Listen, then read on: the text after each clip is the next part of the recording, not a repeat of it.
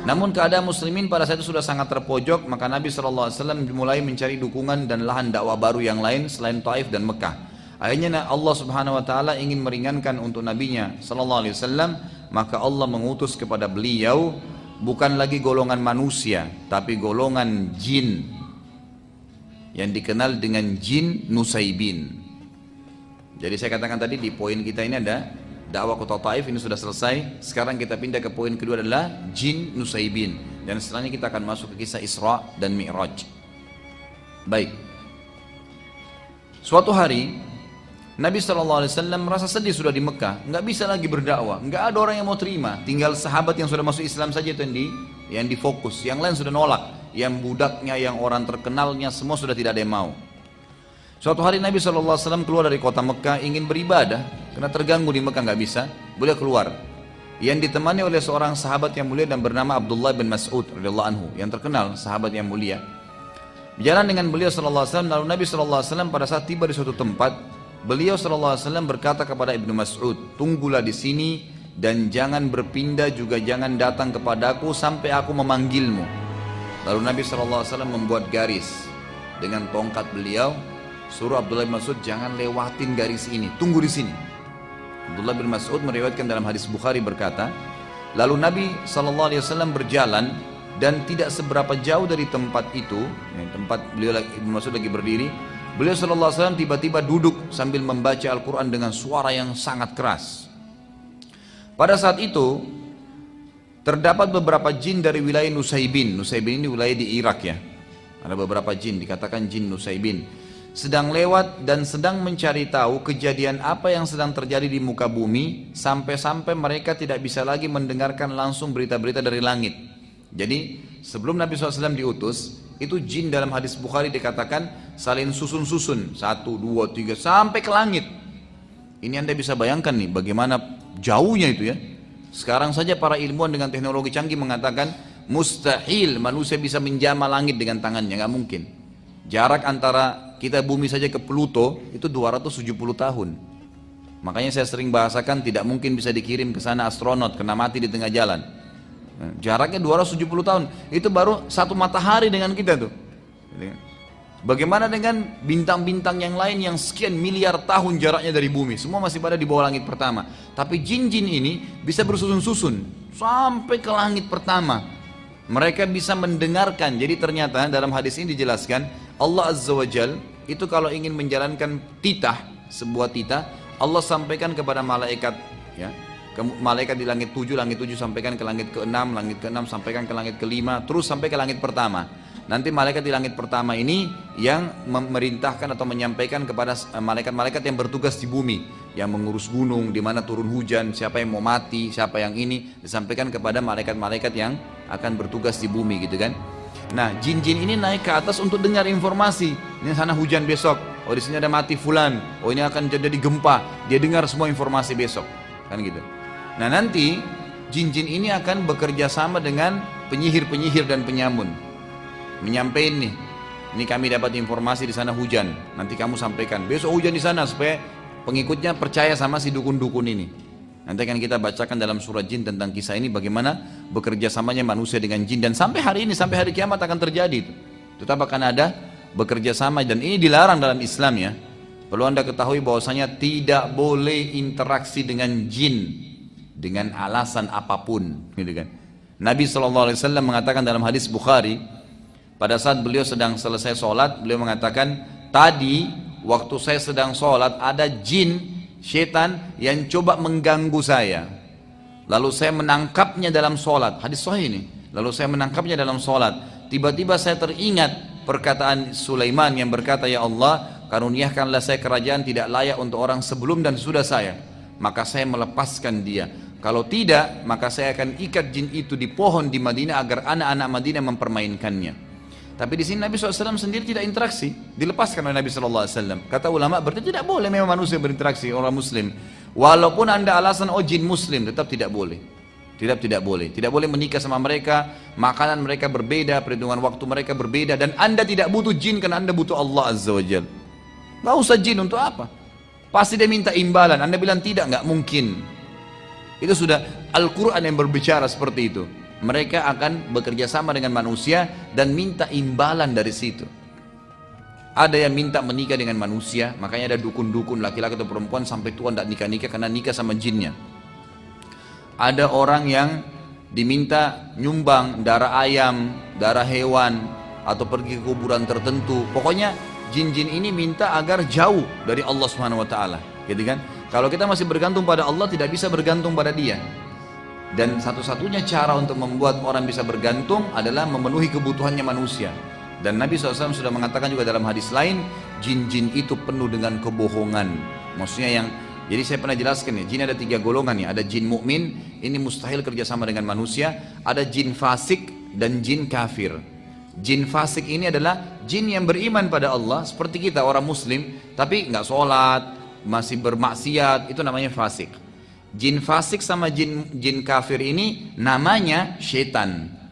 Jadi tidak semua jin itu syaitan ya, tidak semua jin itu syaitan. Yang beriman dikatakan jin mukmin. Yang kita maksudnya adalah golongan syaitan, jin fasik atau jin kafir. Jadi orang-orang yang mengatakan saya pelihara jin muslim itu jin fasik itu. Karena itu jin fasik dan tetap akan dia minta imbalan. Apapun sifatnya itu, mungkin tidak bisa dirincikan tapi dia akan minta imbalan secara otomatis. Tapi kalau dia pelihara jin kafir, maka lebih parah nanti. Ada yang sampai menghinakan Al-Quran gitu kan. Di Saudi itu ditemukan, di Saudi ada dibentuk tim oleh kerajaan itu khusus tim pemberantas penyihir gitu. Jadi syekh-syekhnya ngumpul semua itu nyari pada penyihir. Waktu terbongkar tuh luar biasa gitu. Ya, kalau jin-jin yang kafir itu mereka menyuruh Al-Quran dihinakan sampai ditemukan tuh Al-Quran pernah ditaruh di kloset kamar mandi.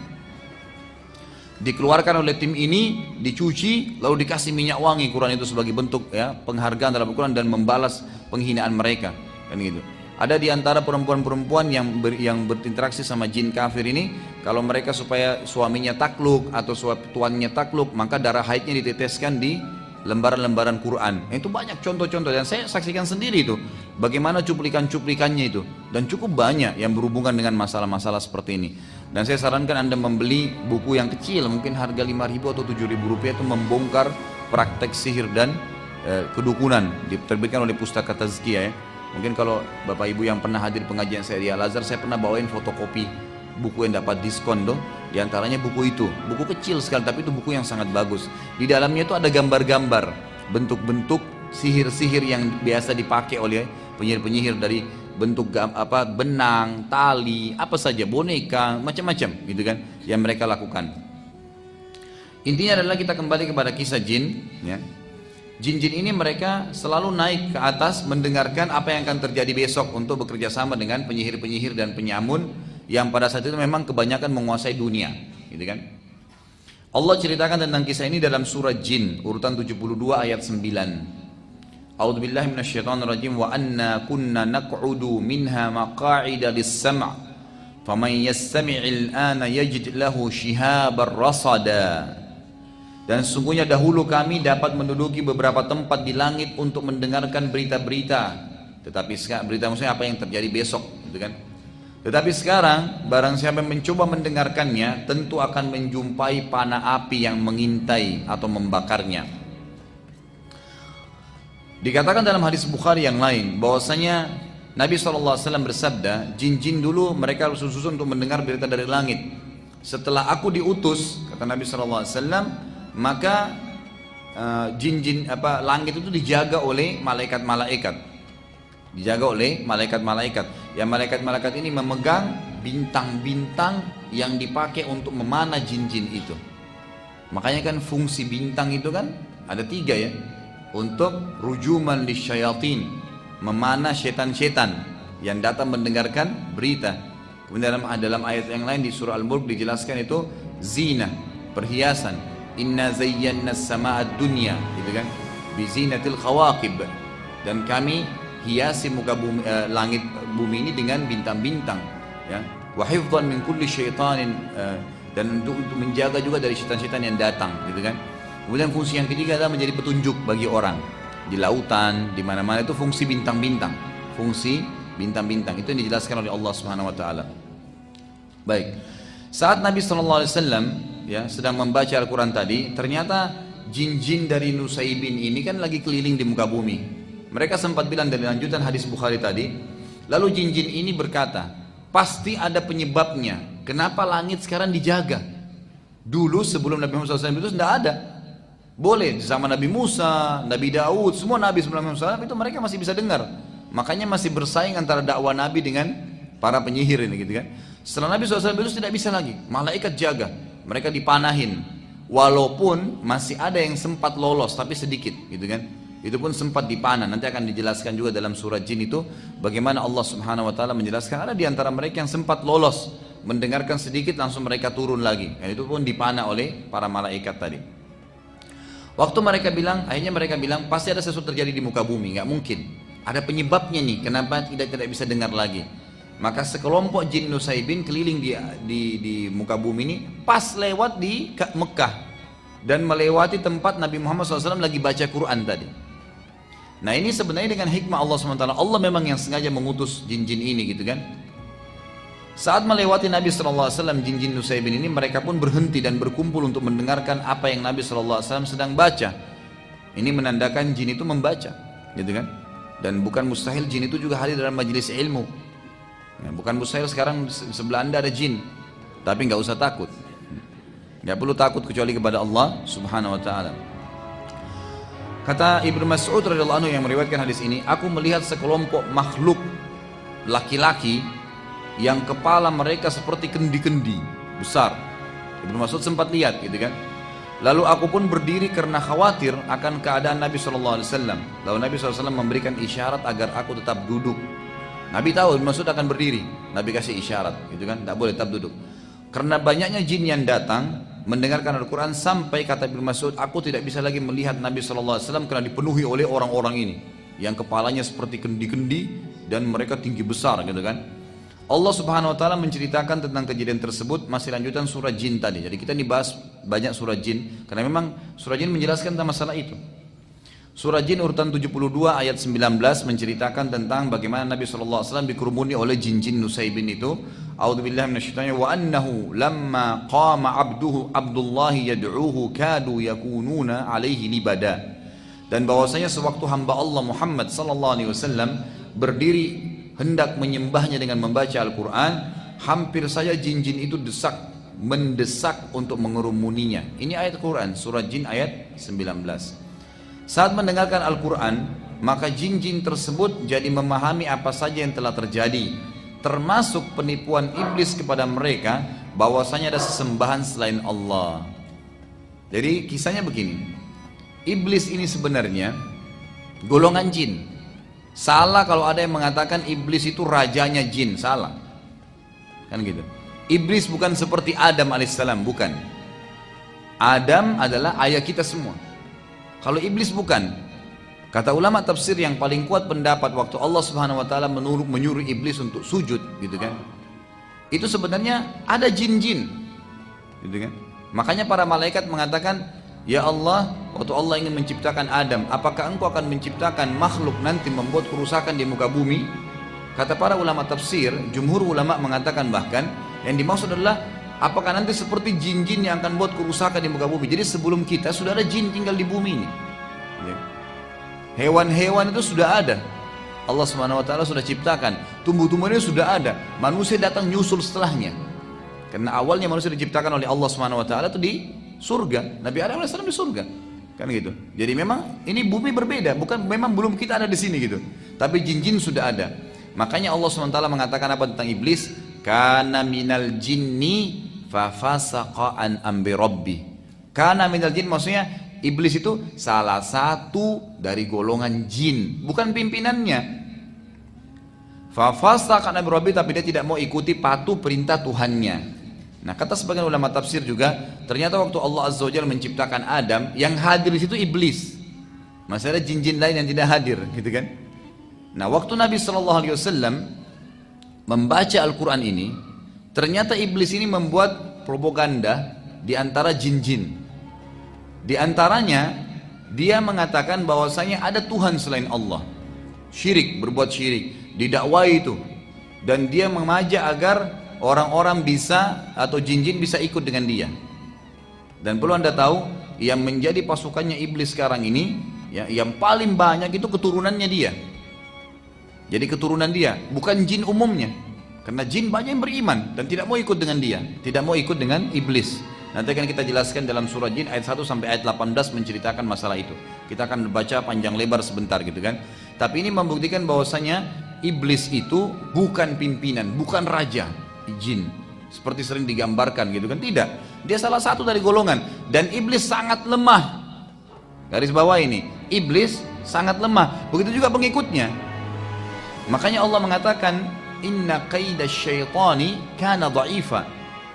Golongan syaitan itu sangat lemah. Mereka tidak bisa buat apa-apa gitu loh. Lemah, tidak bisa buat apa dengan manusia. Yang bisa cuman bisikin, cuman apa, membuatlah bisikan, ya, tiupan sehingga kita mengantuk kalau mau ibadah. Tidak bisa apa-apa. Jin tidak bisa menjelma pegang tangan kita suruh kita berzina, nggak bisa. Dia nggak punya kekuatan untuk itu. Allah SWT sudah batasi, jadi sangat lemah. Allah sudah mengatakan lemah. Kekuatan dia cuma satu, menakut-nakuti manusia. Seakan-akan sudah sesuatu yang menakutkan, tidak. Kalau orang yakin dan faham ini, dia tidak akan takut kecuali kepada Allah Azza wa Jal. Kalau anda lagi jalan sendiri, anda ketakutan itu dari syaitan, permainan iblis dan pengikutnya, gitu kan? Anda harus yakin ada Raqib dan Atid yang sama, dia tidak kelihatan, gitu kan? Yang sedang mendampingi kita. Ada Allah Azza wa Jalla menciptakan semua, sedang mengawasi kita dan tahu. Allah maha mendengar, maha mengetahui, dan Allah subhanahu wa ta'ala jauh lebih kuat daripada semua ini. Itu tidak ada apa-apanya jin itu. Baik, waktu mereka sudah mulai berkumpul di sisi Nabi SAW, akhirnya mereka jadi faham, jin-jin ini jadi faham, selama ini iblis sudah menipu mereka, yang mengatakan ada sesembahan selain Allah. Nanti akan kita baca ayat surah jin, bagaimana jin-jin ini mengatakan, wa kana safihuna, dan dulu orang bodoh dari kami, maksudnya iblis. Dia mengatakan Allahi syatata. Dia mengatakan bahwasanya Allah itu masih ada sekutunya. Dan jin-jin ini tidak tahu, mereka ikut-ikutan saja. Setelah turun Al-Quran, mereka dengar Al-Quran, baru mereka faham ternyata iblis menipu mereka. Dan dalam hadis lain saya katakan tadi, paling banyak mengikuti iblis adalah anak cucunya. Sebagaimana dalam hadis Bukhari Muslim, bahwasanya Nabi SAW bersabda, iblis memiliki singgasana di atas lautan, dan ia ingin menyaingi Allah, dan tidak akan pernah bisa dia nyaingi Allah, karena Allah singgasananya di atas air, maka dia juga sengaja di lautan, gitu kan. Kemudian tiap hari, tiap saat anak cucunya, kata-kata anak cucu perhatikan ya, melapor perbuatan-perbuatan mereka. Ada yang mengatakan, saya baru membuat orang berantem, saya baru membuat orang bohong, saya baru membuat orang riba, mencuri, segala macam-macam. Bagi iblis semua dianggap laporan biasa. Sampai ada anak cucunya yang mengatakan, saya baru menceraikan suami istri. Diangkat oleh iblis, didudukkan di sebelah singgasananya, karena dianggap itu prestasi paling tinggi. Makanya anda harus tahu, iblis paling senang perceraian. Jadi jangan pernah cerai. Godaannya apapun, isti'adzah, lawan, perbaikin. Tantangan hidup anda itu, gitu kan? Kenapa harus cerai? Perbaikin. Kalau memang jelas-jelas dia fasik, memang ahli maksiat, tidak bisa dipertahankan, silakan. Kalau memang orang baik, untuk apa dicerai, gitu kan? Dan untuk apa bercerai? Itu syaitan semua. Kadang-kadang masalah kecil mungkin gara-gara air segelas bisa jadi masalah besar dalam rumah tangga. Karena kata para ulama, kalau di luar rumah tangga itu satu syaitan yang goda anda, dalam rumah tangga bisa 1000, gitu kan? Macam-macam bisa dimasalahkan oleh iblis ini. Baik, sekali lagi, jadi iblis bukan rajanya syaitan, bukan rajanya jin, tapi dia pimpinan para syaitan. Betul memang, pimpinan para syaitan. Siapa syaitan? Golongan jin yang fasik dan orang jin yang kafir. Pengikut dia kebanyakan anak cucunya. Ada juga dari golongan jin tapi yang fasik, yang bukan keturunan dia ada. Jadi bukan iblis satu-satunya sumbernya, bukan seperti Adam. Penting ya, kalau manusia dari Adam dan Hawa, tapi jin bukan semua dari iblis. Dalilnya adalah Allah SWT ceritakan dalam surah Jin urutan 72 ayat 1 sampai ayat 18. Teruskan sebelum saya baca ayatnya, dulu waktu saya masih SD, saya masih ingat tuh teman-teman saya di kelas pernah bilang, waktu masih di Makassar dulu, sempat ada yang bilang, kalau baca surah Jin itu nanti jinnya hadir, gitu kan. Saya masih ingat tuh, gitu kan. Setelah saya pelajari di Madinah, ini dari mana ini, di Karang-Karang, gitu kan.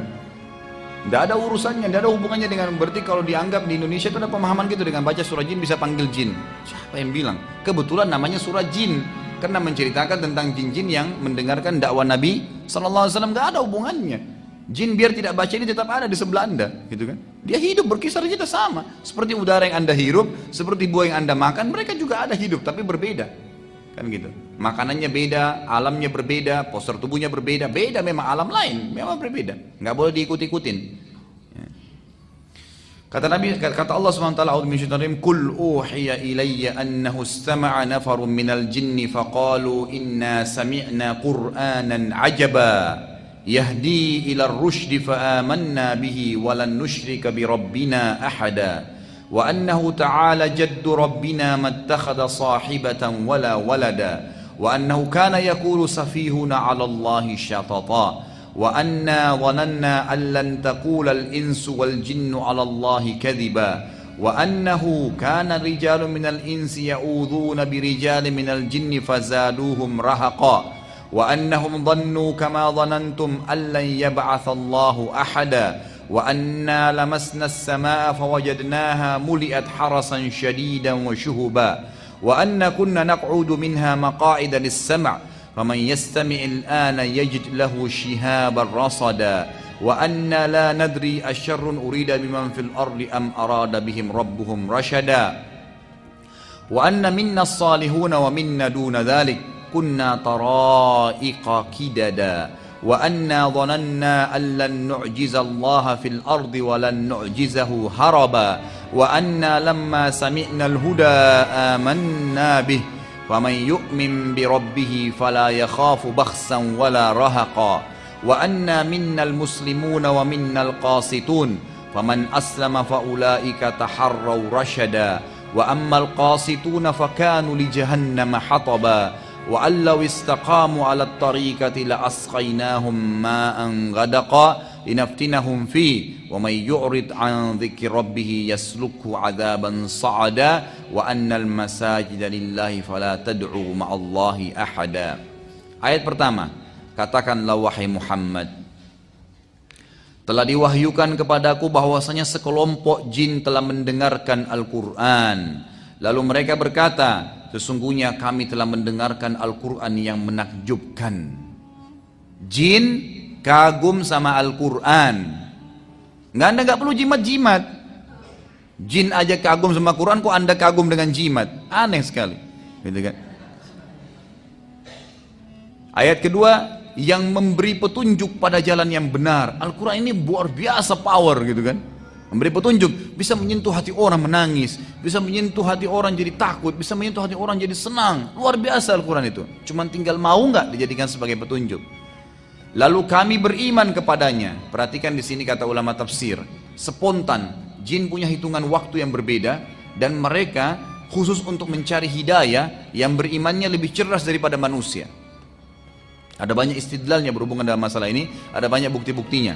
Di antaranya adalah kata Allah SWT tadi, pada saat mereka dengar Al-Quran itu cuma dibacain beberapa ayat ya, bukan semua Quran, beberapa ayat. Langsung yang memberi petunjuk pada yang benar, lalu kami beriman kepadanya. Langsung, oh ini sudah benar, nggak mungkin salah. Langsung diikutin, nggak ragu, gitu kan? Dan kata Nabi SAW, waktu Allah Subhanahu Wa Taala menurunkan ayat surah Rahman, "Fabi ayyi ala'i rabbikuma tukadziban?" Lalu nikmat apa lagi yang kalian mau pungkiri? Maka kata Nabi SAW, golongan dari jin langsung berkata, tidak ada lagi ya Allah yang kami bisa bantah. Dan kalian tidak berbicara itu. Kata Nabi SAW kepada manusia, kalian tidak bicara. Jin langsung spontan takut kepada Allah Azza wa Jal, gitu kan. Lalu dikatakan, dan kami sekali-kali tidak akan menyekutukan seorang pun dengan Tuhan kami. Ayat ketiga, dan bahwasanya maha tinggi kebesaran Tuhan kami. Jin-jin ini memuji Allah Azza wa Jal, mengakui itu. Dia tidak beristri dan tidak pula beranak.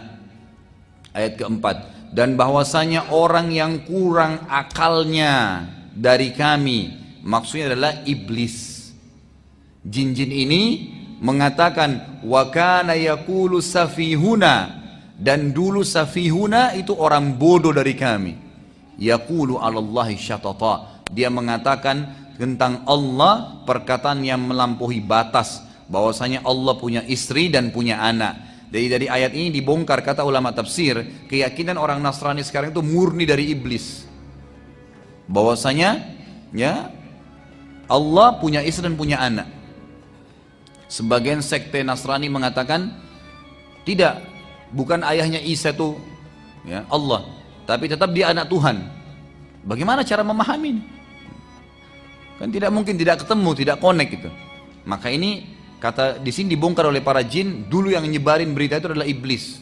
Dan itu orang bodoh dari kami. Jin yang berkata tentang iblis. Anehnya masih ada orang mau ikuti iblis. Jin aja tolak dia gitu. Baik, ayat kelima. Dan sesungguhnya kami mengira, ya, kata jin-jin ini, bahwa manusia dan jin sekali-kali tidak akan mengatakan kepada Allah perkataan yang dusta. Kata ulama tafsir yang dimaksud adalah, jadi jin-jin ini mereka masih polos, mereka nggak tahu. Jadi pada saat iblis mengatakan Allah itu punya anak, punya istri, gitu kan? Seperti perkataan yang tersebar di Nasrani, banyak jin-jin tahu. Oh iya mungkin ya, mungkin karena iblis lebih tahu. Mereka jadi ikut. Maka yang terjadi jin-jin ini mengatakan, dan sungguhnya kami mengira, kami nggak sangka kalau iblis berani bohong dengan Allah, bahwa manusia dan jin sekali-kali tidak akan mengatakan perkataan dusta kepada Allah. Ternyata masih ada yang bohong dusta pada Allah gitu.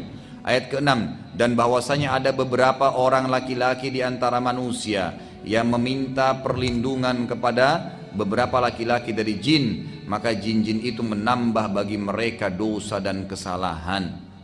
Sebagian sebab turunnya ayat ke-6 dan ayat ke-7 ini, ternyata Bapak Ibu sekalian, orang-orang Arab dulu, tradisinya mereka, tradisi orang-orang kafir Quraisy itu mereka kalau lagi dalam perjalanan, kemudian nginap di sebuah tempat. Kalau dulu kan lembah ya, di padang pasir lembah. Itu tidak ada angin, tidak ada apa nih. Tiba-tiba saja pimpinan mereka, setiap kalau singgah di satu tempat, keluarin makanannya setengah, lalu dia pergi ke tengah-tengah lembah, dia bilang, wahai penjaga lembah, gitu kan, ini setengah bekal kami, ambillah, jangan ganggu kami. Apa yang terjadi? Maka kata Allah SWT, fazaduhum rahaqa, jin-jin yang ada di situ tambah sombong. Nah ini kesempatan nih, makin disesatin, makin dibuat takut-takut. Makanya saya bilang itu hari, jangan pernah takut kecuali kepada Allah Subhanahu wa ta'ala. Allah pencipta semuanya, nggak perlu takut. Manusia sebesar apapun, raksasa depan anda, sekuat apapun dia, kalau dia zalim, dia salah, anda sama Allah, walaupun anda kecil, anda akan dimenangkan oleh Allah Azza wa Jalla. Allah punya cara itu. Makanya Allah SWT buktikan pada saat Daud, ya, itu sedang berperang melawan Jalut, mati Jalut besar, berapa kali lipat lebih besar daripada badannya Daud alaihissalam, tapi mati di tangannya Daud alaihissalam. Itu kan Allah SWT buktikan itu. Lalu dikatakan di sini, maka jin-jin itu menambahkan bagi mereka dosa dan kesalahan. Ayat ketujuhnya, dan sesungguhnya mereka jin menyangka sebagaimana persangkaan kalian wahai orang-orang kafir Mekah, bahwasanya Allah tidak akan mengutus lagi seorang rasul. Ayat ke-8, dan sesungguhnya kami mencoba mengetahui rahasia langit. Ini yang saya katakan tadi, susun-susun tuh, mau dengar gitu kan. Maka kami mendapatinya penuh dengan penjagaan yang kuat dan panah-panah api. 9, dan sesungguhnya dahulu kami dapat menduduki beberapa tempat di langit untuk mendengarkan berita-beritanya. Tetapi sekarang barang sampai mencoba mendengarkannya, tentu akan menjumpai panah api yang mengintai dan membakarnya. Ayat ke-10, dan sesungguhnya kami tidak mengetahui dengan adanya penjagaan itu, apakah keburukan yang dikehendaki oleh Allah di bumi, atau memang Allah menginginkan bagi mereka kebaikan. Jadi sudah nggak ada lagi informasi, udah nggak bisa tahu, tinggal sesuai dengan takdirnya Allah. Sampai sebagian ulama mengatakan termasuk malaikat-malaikat ada yang di langit itu nggak tahu lusa terjadi apa. Allah instruksikan per hari, mereka tidak tahu sama sekali. Apalagi ada manusia yang mengaku tahu gaib, itu luar biasa. Dan ulama sudah sepakat mengatakan semua orang yang kerjasama sama jin itu bisa satu benar, 1000 salah. Kadang-kadang begitu, seperti orang main judi kan, satu kali dapat, biarpun 1000 kali dia kalah, tetap dia ingat yang satu itu. Setan hiasi, yang dia dapat untung 10 juta, dia lupa yang dia keluarin 1 miliar gitu kan. Setan hiasi itu, kebodohan gitu kan. Sekali dia sholat tahajud pernah, lalu dia pegang terus, dia lupa 1 tahun sudah nggak sholat tahajud, bangga dengan itu. Ya kadang-kadang godaan setan begitu ya. Saya kadang-kadang temuin di pengajian, saya sampaikan, jangan sampai kalau mau iman kita bertambah itu nyari orang yang lebih buruk. Misal contoh, kenapa anda nggak sholat? Saya masih mending Ustaz, karena saya masih sholat asar. Ada teman saya nggak sholat sama sekali. Patokannya orang yang lebih buruk. Jadi akhirnya dia merasa dirinya lebih baik. Itu setan hias itu. Mestinya kan, oh iya saya belum sholat, saya masih baru asar. Mestinya saya seperti teman saya yang 5 waktu sholat, ya mestinya gitu. Setan buat kita bangga dengan amal kita itu.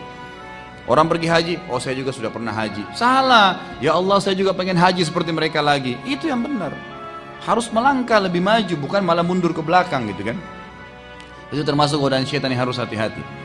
Lalu poin atau ayat ke-11, dan sesungguhnya di antara kami ada orang-orang yang saleh. Ini adalah jin-jin muslim tadi, jin mukmin yang tidak akan kerja sama manusia. Dan ada pula yang tidak demikian halnya, fasik ya, dan kafir. Kami menempuh jalan yang berbeda-beda seperti manusia.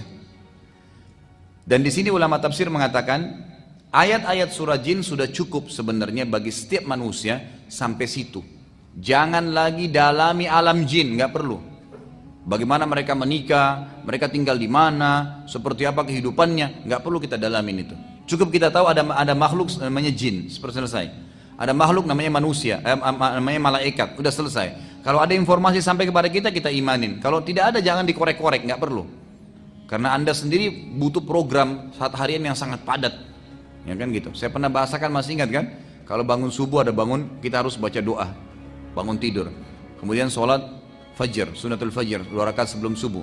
Sholat subuh lagi, ini antara azan dan iqamah ya. Kemudian sholat subuhnya. Habis sholat subuh tidak ada ba'diyah tapi ada zikir pagi.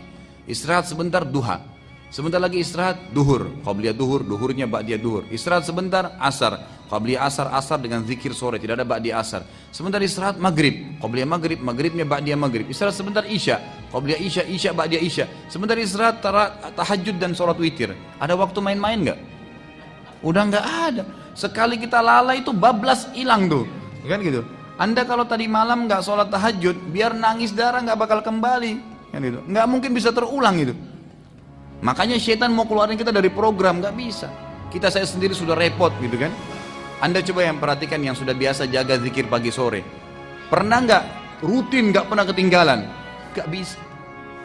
Kita masih kadang-kadang lewat kebablasan. Setan bisikin tuh sebentar di jalanan bisa, sebentar di sini bisa, supaya kita lalai, gitu kan? Tinggalin. Apalagi yang tidak pernah zikir sama sekali. Itu bagaimana caranya? Program Anda sudah padat dari Allah. Jangan sibukkan diri lagi dengan alam jin dan alam-alam yang lain, gitu kan? Udah selesai. Kita akan dihisab oleh Allah. Nomor 12 ayat 12, dan sesungguhnya kami mengetahui bahwasanya kami sekali-kali tidak dapat melepaskan diri dari kekuasaan Allah. Perhatikan, ayat ini luar biasa.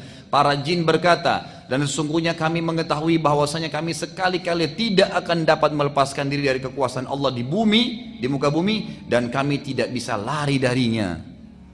Hanya dengan bacain ayat Quran, jinnya bisa mati tuh kalau lagi di ruqyah. Kepanasan teriak-teriak jinnya, gitu kan? Saya berapa kali ruqyah orang teriak-teriak, padahal yang kita baca cuma ayat gitu. Kita nggak tahu bagaimana Allah Azza wa Jalla membakar dia. Sampai ulama sepakat mengatakan kalau dibacain terus ayat bisa mati dia, kebakaran, kepanasan.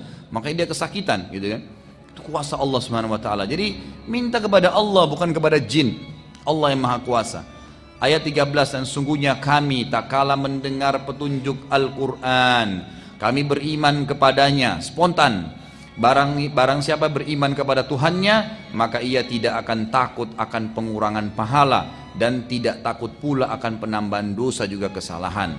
Ayat 14, dan sungguhnya di antara kami ada orang-orang yang taat dan ada orang-orang pula yang menyimpang dari kebenaran. Barang siapa yang taat, maka sungguhnya mereka itu telah memilih jalan yang lurus. Ayat 15, adapun orang-orang yang menyimpang dari kebenaran, maka mereka menjadi kayu bakarnya neraka jahanam. Wa na'udzubillah. Ayat ke-16, dan bahwasanya bila mereka berada pada jalan yang lurus tersebut, agama Islam, mentaati apa yang diajarkan Nabi SAW, benar-benar kata Allah, kami akan memberi mereka air minum yang segar dan rezeki yang banyak. Kata di sini air minum yang segar, kata para ulama tafsir, di dunia dan di akhirat akan minum dari sungai yang ada di surga. Ayat 17, dan kami coba mereka pada jalan yang lurus tadi. Akan ada cobaan-cobaan yang datang untuk meningkatkan kualitas iman kita, gitu kan? Karena cobaan kalau datang akan Allah menyuruh, kalau Allah sedang menguji Anda pada satu cobaan, berarti Allah mau Anda dobrak, keluar, cari jalan keluar dari masalah itu. Jangan malah bilang, ya Allah, Allah uji saya diam aja di rumah, enggak. Tiba-tiba ban motornya pecah, tantangan tuh. Apa yang saya harus kerjain? Cari tambalan ban. Alhamdulillah, mungkin Allah memang ingin mengampuni dosa saya dengan ini. Mungkin sudah ajalnya ban saya, sudah, gitu kan. Jadi nggak ada masalah, karena saya sudah katakan tuh hari semua punya ajal. Semua punya batas waktu, bukan cuma kita mati, ya. Baju, piring yang pecah, apa saja, semua itu punya ajal. Sebagaimana sabda Nabi SAW pada saat seorang pembantu sahabat memecahkan piring, lalu dia marah-marah, kata Nabi SAW, jangan kamu marah dengan pembantumu, karena piring itu punya ajal sebagaimana kalian punya ajal. Kalau nggak pecah di tanganmu akan pecah, kalau nggak pecah di tangannya akan pecah di tanganmu. Selesai. Maka harus ditahu itu, semua ada batas-batasnya. Kemudian ayat 17-nya, dan kami coba mereka pada jalan yang lurus tadi, akan diuji oleh Allah SWT. Dan barang siapa yang berpaling dari Tuhannya pada saat cobaan sedang datang, malah dia tidak kembali kepada Allah Subhanahu wa taala, niscaya akan kami masukkan ke dalam azab yang berat. Karena sungguhnya cobaan itu untuk membuat kita lebih dekat kepada Allah Subhanahu wa taala. Ayat ke-18 yang terakhir, dan sesungguhnya masjid-masjid itu kepunyaan Allah, maka janganlah kalian menyembah selain Allah di dalamnya. Tidak boleh ada kuburan, tidak boleh ada macam-macam. Setelah kejadian tersebut, maka jin beriman. Jin dari Nusaybin spontan beriman pada Nabi SAW. Dan anehnya yang terjadi, perhatikannya, ini langkah yang luar biasa dari para jin, kadang-kadang mendahului manusia dari poin ini. Mereka pulang lalu mendakwai kaumnya, langsung menjadi dai, dakwai apa yang mereka sudah dapatkan.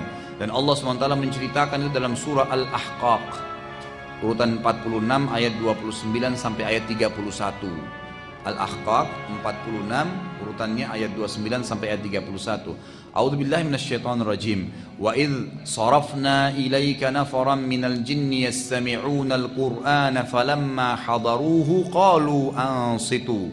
Falamma qudiya wallaw ila qaumihim munzirin. Qalu ya qaumana inna sami'na kitaban unzila min ba'di Musa musaddiqan lima baina yadayhi yahdi ilal ilal haqqi wa ila tariqin mustaqim.